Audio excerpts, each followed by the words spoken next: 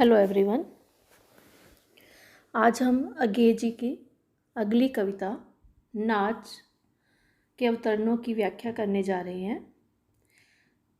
नाच कविता के अवतरणों की व्याख्या करने से पूर्व हमें अज्ञे जी का इस कविता के संबंध में जिन प्रतीकों का प्रयोग किया गया है, जिनके माध्यम से वह एक नर्तक की भूमिका को बता रहे हैं, जिनके माध्यम से वह समाज की उस मनोदशा का वर्णन करते हैं कि समाज मनुष्य के संघर्ष को नहीं देखता अपितु परिणाम को देखता है।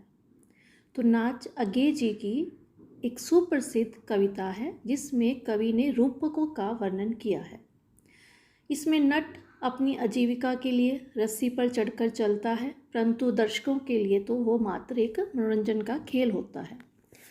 कवि कहता है कि जब नाचने वाला एक तनी हुई रस्सी पर नाचता है तो वह रस्सी दो खंभों के बीच विद्यमान होती है। जिस समय नाचने वाला तनी हुई रस्सी पर नाचता है उस समय उस पर तेज प्रकाश पड़ रहा होता है ताकि लोग उसका नाच को अच्छे से देख सकें। नाच देखने वाला लोग ना तो नाचने वाले को देखते हैं, ना उस रस्सी को देखते हैं जिस पर वह नाच रहा है या इधर से उधर जा रहा है, ना उस रोशनी को देखते हैं जिसमें वह नाच रहा है, वह केवल नाच को देखते हैं। कहने का अभिप्राय यह है कि नाच देखने वालों की रुचि केवल नाच में है। उनसे दोनों खंभों के बीच तनी हुई रस्सी पर नाच रहे व्यक्ति या उस पर पड़ने वाले प्रकाश पर उनका कोई प्रभाव नहीं पड़ता है।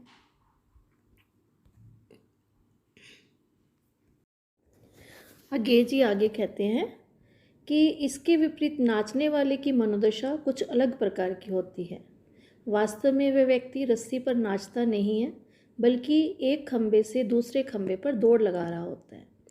बिल्कुल वैसे ही जैसे मनुष्य का जब जन्म होता है, वो बड़ा होता है, कार्य में बिजी होता है, तो वो जीवन भर संघर्षों में रहता है और जब वो संघर्ष करता करता थक जाता है तो कई बार वो सोचता है कि रस्सी खोल दी जाए, अर्थात जीवन के संघर्षों से वो किसी तरह से बाहर आ जाए। इसी प्रकार से वो नर्तक जो है, जो खंभों के बीच में एक रस्सी से दूसरी रस्सी पर दौड़ रहा है, रस्सी का तनाव ढीला होने की कल्पना करता है। वह चाहता है कि उसका नाचने का काम समाप्त हो जाए, वह अपने काम से मुक्त हो जाए। आज बिल्कुल स्थिति वैसी ही है। मनुष्य जन्म और मृत्यु रूपी दो खंभों के बीच में तनी हुई जीवन रूपी रस्सी पर नाच रहा है। देखिए रूपक का प्रयोग मैंने पहले भी बोला है, जीवन रूपी रस्सी। जीवन जो है वो एक रस्सी के समान है। लोग क्या करते हैं, जो समाज है वो मनुष्य के नाच को, उसके संघर्षों को नहीं देखता, उसके कामों को नहीं देखता, उसके जीवन को नहीं देखता, ना ही जीवन और मृत्यु के बारे में सोचता है। सिर्फ और सिर्फ वह समाज जो है उसकी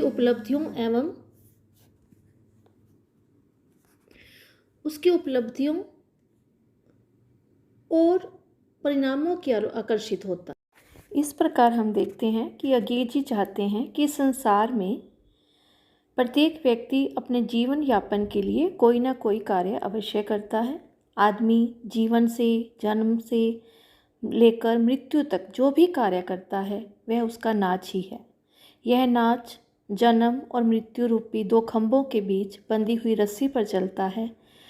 लोग केवल उसके नाच को देखते हैं, ना रस्सी को, ना खंभों को देखते हैं, ना नाचने वालों को देखते हैं, ना नाचने वाले की मनोदशा को देखते हैं।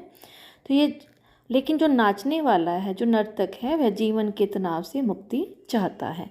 तो इस प्रकार इस कविता के माध्यम से जो कवि अज्ञे जी हैं वो हमें मनुष्य के जीवन में जो संघर्ष चल रहे हैं उनके बारे में बता रहे हैं और साथ ही हमें ये भी बताते हैं कि जो संसार है वो किस प्रकार से व्यक्ति के मन में छिपी हुई बात को नहीं समझता है कि उसके मन में क्या चल रहा है, उसके हृदय में क्या चल रहा है।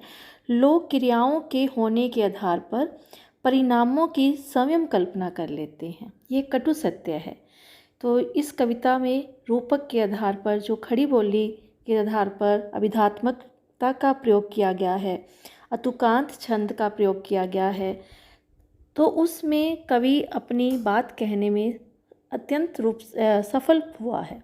लोगों के ध्यान को इस तरफ ले जाने की उसने कोशिश की है कि लोग जो हैं साधन और कार्य को देखते हैं, लेकिन परिणाम की तरफ पहले ही कल्पना कर लेते हैं। तो परिणाम की तरफ कल्पना ना करके पहले उसके जो कार्य हैं उनको महत्व देना चाहिए, उसके संघर्षों को देखना चाहिए, बल्कि परिणाम की तरफ ज़्यादा ध्यान नहीं देना चाहिए।